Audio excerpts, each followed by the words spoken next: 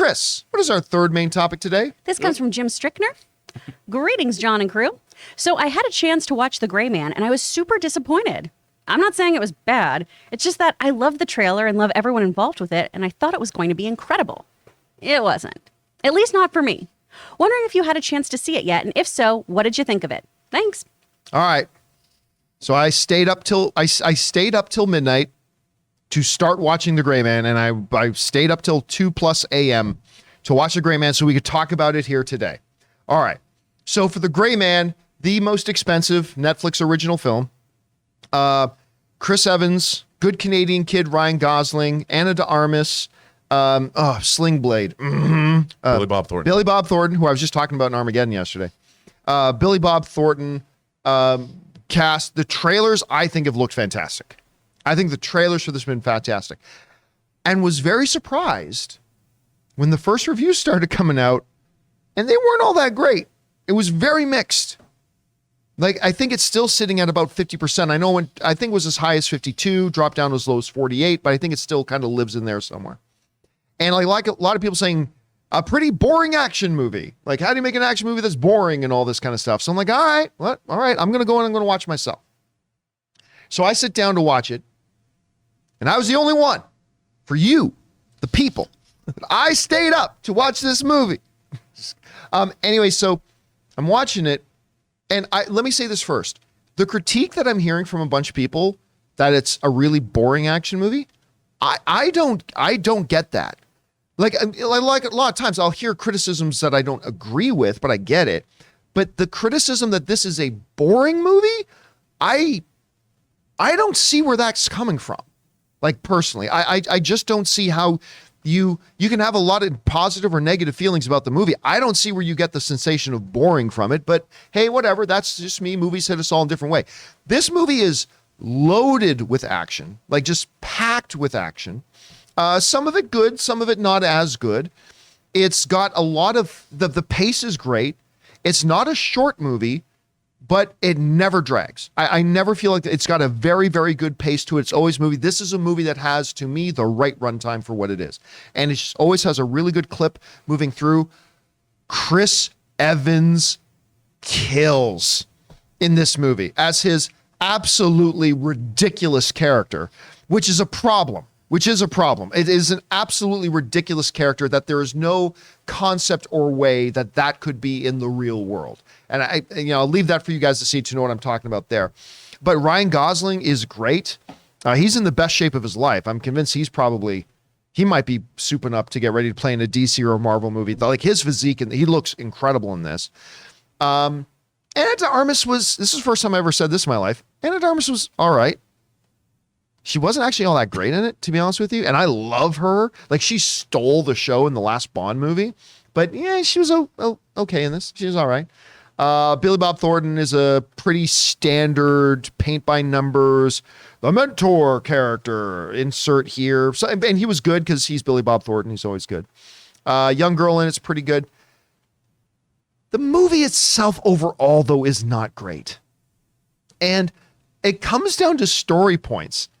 And again, we were talking about this on, I think it might have been Best Movie, Worst Movie. Yes, I can't remember. It's like, I understand going into a movie. This is make-believe. You have to suspend disbelief. All I ask of a movie is whatever you, the movie, say are the rules of this particular universe, just follow your own rules. Yeah. Right? That's all I'm asking. And like, they do so much in here that's like, oh my God, that is so preposterous. I'm not even talking an action thing. I mean, a story point thing.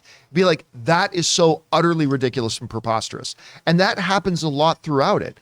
And it turned out to be what has been, unfortunately, look, you guys know I am ride or die Russo brother fan. I love these guys. These guys have been so good, so nice and kind to me, coming to the studio many times, sending me like, they're super, super guys. I am big fans. But in their post-MCU career, I have found storytelling to be their particular weakness. Even if you go back at stuff they wrote and produced, whether it's like an Extraction, right? Some great action in that thing, but the writing is not great and the story is not great, and it kind of hinders it. So if in a thumbs up or thumbs down world, I think there's enough satisfying action in The Gray Man that I will tend to put myself into the thumbs up crowd for The Gray Man. There's enough there to enjoy, and at the end of it, I did not regret that I spent a couple hours of my time watching it. Right. Is it a movie I will tell people, oh, guys, you got to watch Gray Man?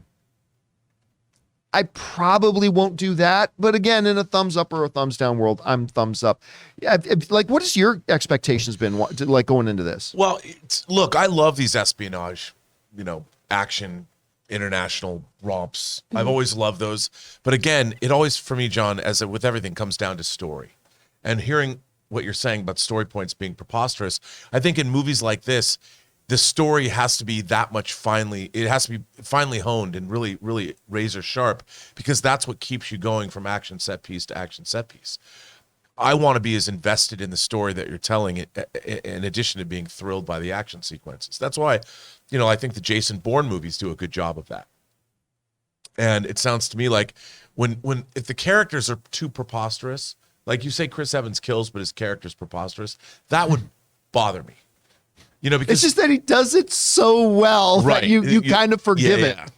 He plays it so well, you kind of forgive it, because he is really good. And by the way, the stash totally fits the character. Wonderful. Totally I love fits the the character. trash That's all you need stash. here. What's your expectations like? I mean, then? I'm excited to watch this. I'm an old lady, though, so things dropping at midnight that are a full feature film, I'm like, that's not going to happen. I can watch it at 5 a.m. or not at all.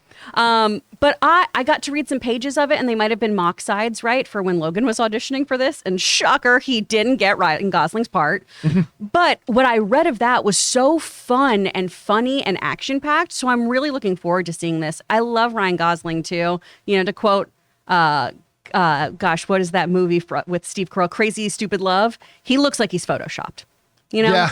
And so anything he's in, I'll watch, especially with his Barbie physique right now. I'll tell you what. There are a couple of really good MacGyver moments in it. Where it's like, hero's in this predicament. All he's got is a stick of gum, a shoelace, and a spoon. How's he going to get out of this? There's a couple of good ones of those in there that I quite enjoyed. So yeah, for me, positives outweigh the negatives on Gray Man. So I've fallen to the thumbs up. Question is for you guys. Have you guys had a chance yet to see The Gray Man? If so, what did you think about it? Maybe you loved it. Maybe you hated it. Maybe you're like me. You're a little bit in between. Whatever you thought, jump down to the comment section below and let us know your thoughts. We want to take a moment and thank the sponsor of today's video, Storyblocks. Guys, I have been an enthusiastic fan and user of Storyblocks for years. I go to them whenever I'm in need of content creation assets like royalty-free music, video clips, or templates for my creative projects, ranging anywhere from little editorial videos to my very own full-feature documentary. Storyblocks helps you bring your stories, videos, and projects to life without sacrifices due to time, budget, or access to resources. They have over 1 million different story assets ranging from stock videos, audio and music, an in-browser video editor, and they feature pre-designed templates, animations, and outros. Storyblocks uses an affordable subscription model, and their unlimited access plans offers, unlimited video and audio downloads rather than a costly pay-per-clip model. With Storyblocks, you'll be able to create more content and, more importantly, better content, all while using a subscription plan that fits your budget, utilizing unlimited downloads of demand-driven and diverse content. So if you're interested in upping your content creation game, head over to www.storyblocks.com/Campea and get started today. That's www.storyblocks.com/Campea.